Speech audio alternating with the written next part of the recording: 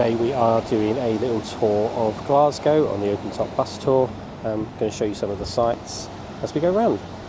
So this is George's Square in Glasgow, where we have the Christmas fair, Christmas markets, including a booster ride, a big drop tower.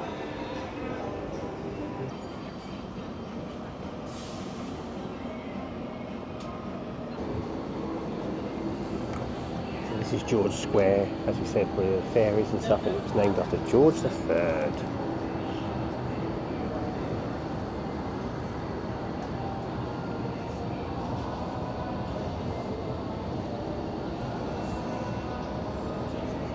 All the municipal buildings in Glasgow are.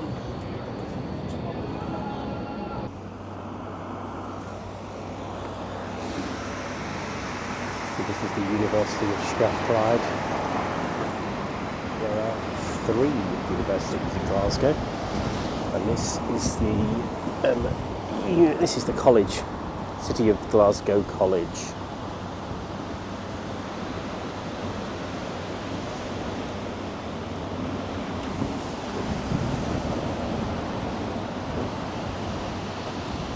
This is the educational quarter of the city. There's the University of Strathclyde. I apologise for my terrible accent. So if we look there, that's the cathedral, I believe. And over there somewhere is the necropolis in the background. Glasgow necropolis.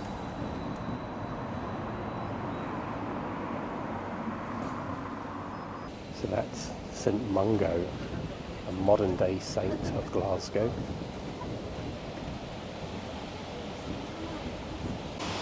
Dead man tattoos.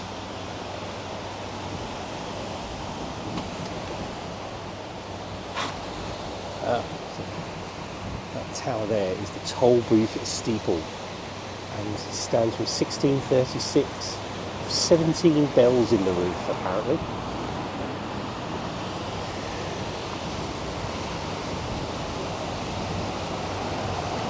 Originally it had the city chambers and the courts and the prison attached to it.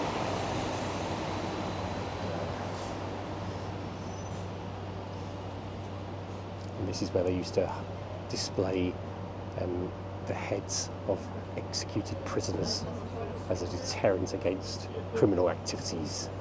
So this is where the medieval market used to be as well. Market Cross it was. Oh, there's the unicorn. There's the unicorn, the national symbol of Scotland.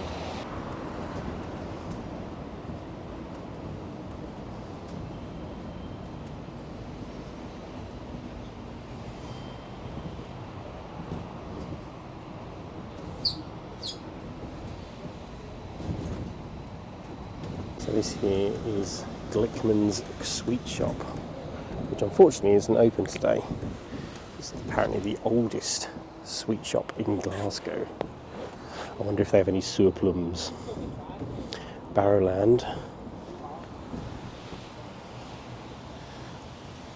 colloquially known as the Barrows, which is where the weekend market is here in Glasgow. So the way these lights are make it look like there could have been a tram line along here at some stage.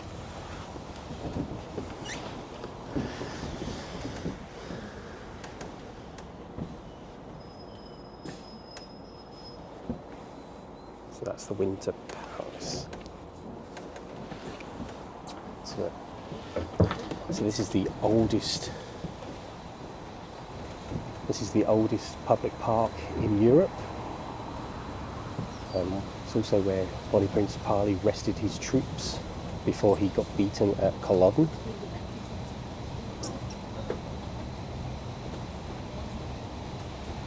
And then over there we've got the People's Palace in the Winter Gardens.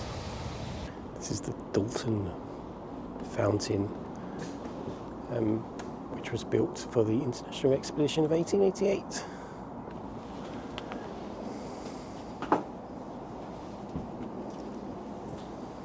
It's the world's biggest terracotta fountain. It was named after Dalton, the guy who does the ceramics, the plates, Royal Dalton. So this obelisk, you can just about see through the trees, is the Nelson Monument, which was built in 1806. It's one of the oldest. It's the oldest monument to Admiral Nelson, the victor of the Battle of Trafalgar in Great Britain. This is where Dr. Pritchard was hanged in 1865, the last public execution in Glasgow. 90,000 people came to see it. Gruesome. That shopping centre there is the St Enoch Centre. So this street is called Stockwell Street, and apparently it got its name when William Wallace was fighting a battle near the Glasgow Cathedral with the English and was beating them. And he told them they asked what they should do with the bodies, and he said, put them in the well and stock it well, boys. It sounds rather hypocritical, that, to me. But it's a good story. A lovely building, that looks Georgian architecture by the looks of things.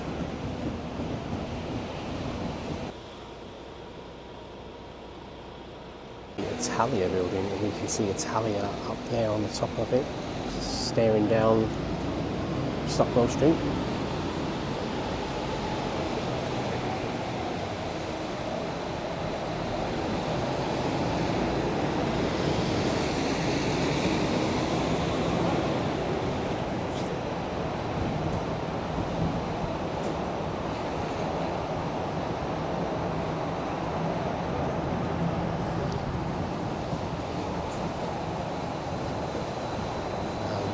This here is the Gallery of Modern Art, which was originally a mansion house, one of the tobacco lords, the city of Glasgow. And if you can look down in front of it, you can see the statue, which is quite a famous statue in Glasgow. You can see him here with the cone on his head.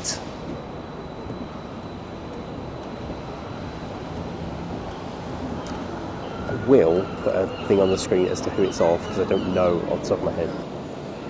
So the statue is of Wellington, Duke of Wellington, who, along with the Prussians, helped us defeat the French at the Battle of Waterloo. Ralph Finn's, which is a upmarket eatery by the looks of things. So there's James Pringle there. So Pringle is a very well-known clothing manufacturer, especially golfing wear. Now, one thing I do know about Pringle is there used to be a factory of Pringle in Wick, which is where my mum was born.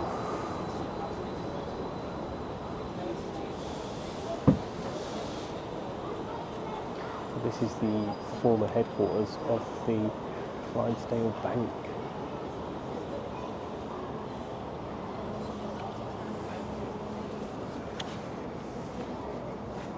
Scotland there in the corner. So down this road here is Central Station, which is the main terminus in Glasgow.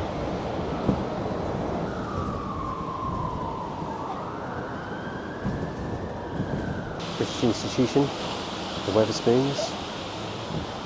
Quite often in very grand buildings, Wetherspoons. The one we went into in Edinburgh was in an old bank, standing order, I think it was called. So this here is the Grand Central Hotel, which is where John Logie Baird did the first long-distance television broadcast. Another Wetherspoons.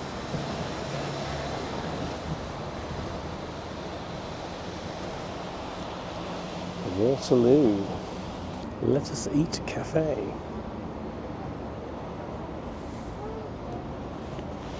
So this coming up here on the left, coming up, not on the left, but coming up in front of us, is James Watt Street. Now Watt was one of the key inventors of the steam engine, where we get his name is used in the power term watt. So this is James Watt Street. You can see some of the original facades of the buildings from Watt's time.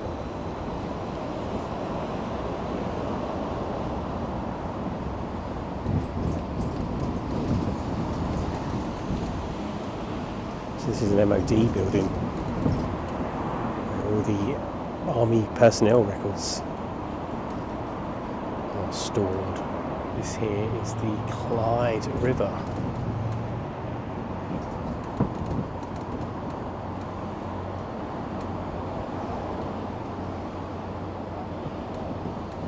There's a lot of the new flats and stuff that have been built along the river for the gentrification, but this is one of the most famous sites in Glasgow. This recent road bridge built, opened in 2006. This is the Clyde Arc.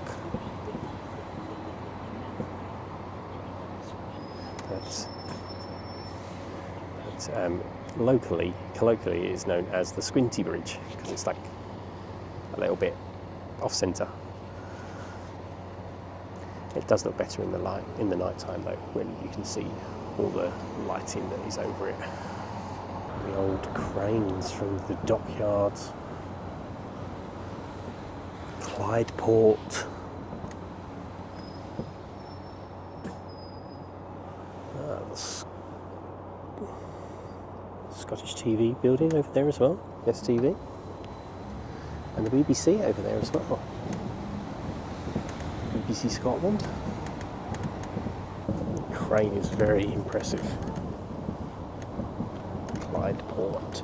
It's actually been renamed to the SEC Centre now, not the SECC, which is the Scottish Event Campus. A little KMG afterburner over there, maybe?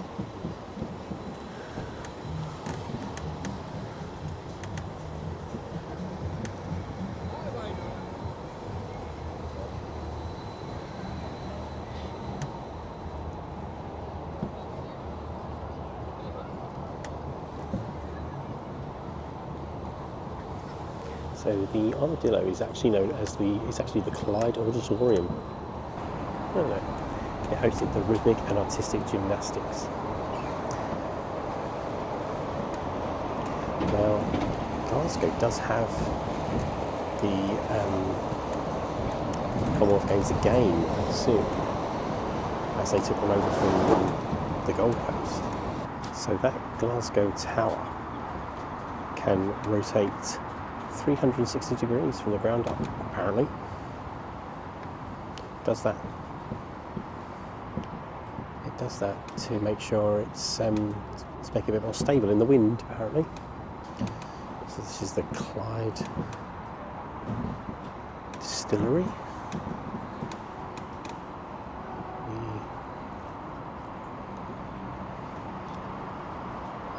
Built in 1877, this tower. Clydeside Distillery. And if you look over there, there's a tall ship. You can just about see it. Zoom in a bit. See a tall ship there in the dock. So this is the Glasgow Museum of Transport.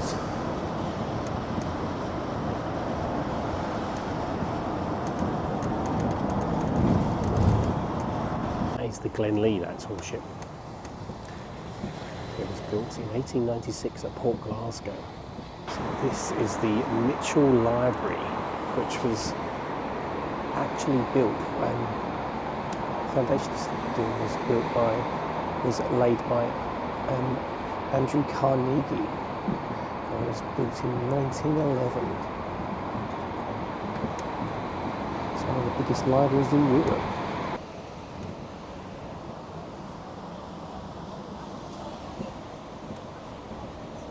one of the churches of Glasgow. This one is St Silas's Episcopal Church.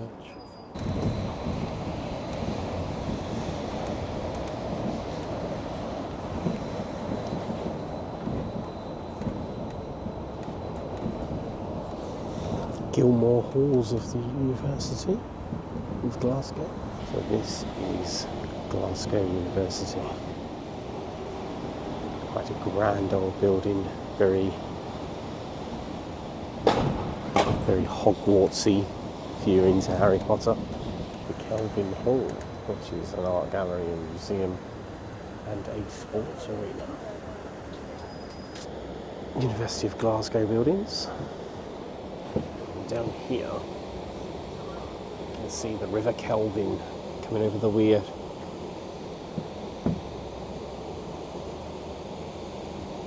And a very icy bridge. I don't even feel that cold, but evidently it is. This is the Kelvin Grove Art Gallery and Museum on the left. In front of us, it's on my left.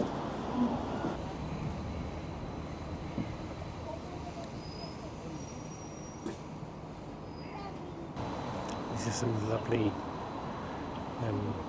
Georgian terrace here, where the rich people in Glasgow would have used to live. Let's see. Alan Pinkerton, who founded the Pinkerton's Detective Agency, was born here in 1819. Before he chased Arthur and the Dutch Van der Linde gang in Red Dead Redemption 2. Here, they definitely look like they had trams at some stage. They look very much like tram lines. They might not be, but they look like it to me. Some of the bars and clubs along here. The Royal Highland Fusiliers, which is closed.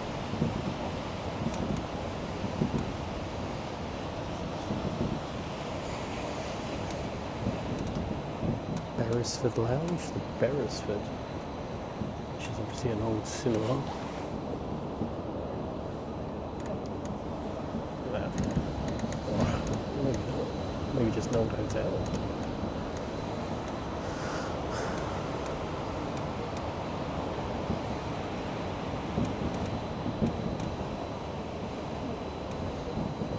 Berlinkies, with a terrifying clown in the window.